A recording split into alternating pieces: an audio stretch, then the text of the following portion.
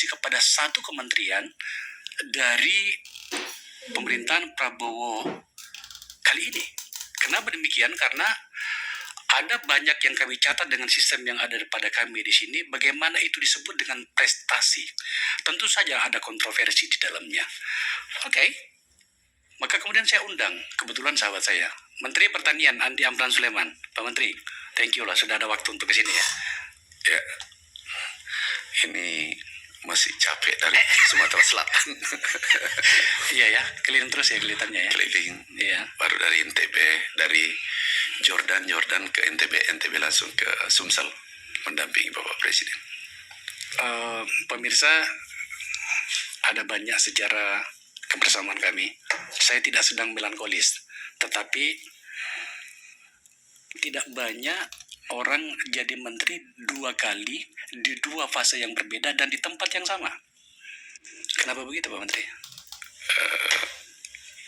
Ya mungkin takdir. Ketika adalah takdir. Jadi kami juga tidak pernah bayangkan bahwa periode pertama Pak Jokowi, kami 5 tahun, di akhir periode kedua Pak Jokowi 1 tahun lebih, kemudian Pak Prabowo periode ketiga, pertama Pak Prabowo diundang lagi untuk mengabdi. Saya kok punya jawaban sebenarnya. Ini mungkin karena memang Anda seorang anak petani ya. Iya.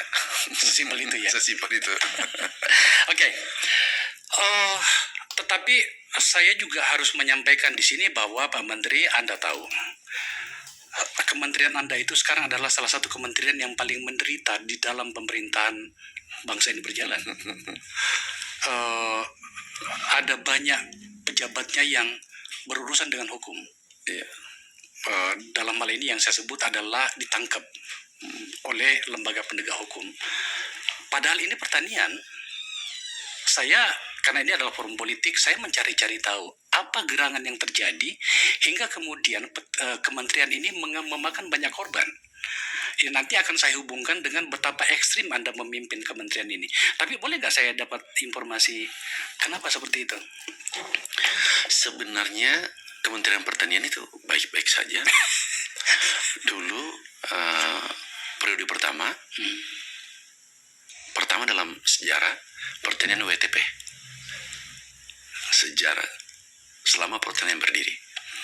Kemudian 3 kali mendapatkan penghargaan anti gratifikasi, anti korupsi terbaik. Kemudian sekarang juga alhamdulillah yang dulunya katakanlah buruk nilainya, lompatannya tertinggi, itu penilaian KPI dari KPK, kemudian penilaian dari Menpan RB juga perubahannya luar biasa. Tetapi itu kan agak sulit dikuantitatifkan. Nah, kita kuantitatifkan hasilnya produksi sekarang nih. Ini pegawainya tetap saja yang kemarin-kemarin itu produksi naik 42%, 62% Januari, Februari, Maret, April. Itu sesuai PPS, bukan kata saya. Saya akan masuk ke situ nantinya Pak Menteri, karena saya akan memberikan Anda panggung hari ini, Salam Sensor, Anda paparkan. Sebab sejujurnya ada beberapa pikiran saya juga, benar nggak sih? Ya.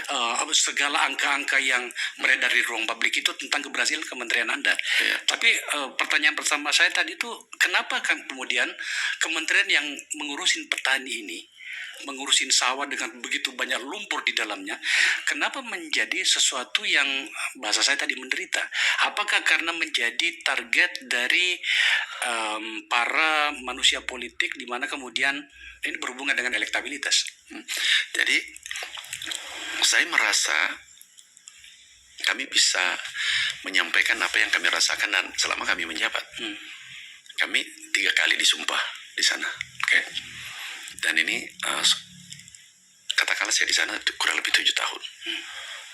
Di sana bahagia, terbaik, produksi naik, swasembada, dan seterusnya. Kemudian kalau saya harus jujur akui, dalam bekerja memang dalam tekanan. Karena kami harus ciptakan tekanannya luar biasa tinggi. Karena saya juga menerima tekanan luar biasa.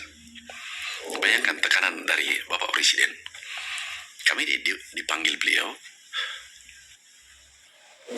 Pak Amran, Pak Bintan, bisa nggak suasembada 4 tahun? Bisa, insya Allah. Kemudian turun menjadi 3 tahun setelah 21 hari. Begitu 45 hari, turun menjadi 1 tahun. Kemudian kami melakukan juga seluruh kemampuan kami bekerja dengan baik. Kemudian ada yang melihat dulu ya bahwa di sana penuh masalah dan seterusnya. Aku melihatnya berbeda. Selama saya masuk baik-baik saja. Kami terapkan meritokrasi. Kalau ada yang bersalah dihukum.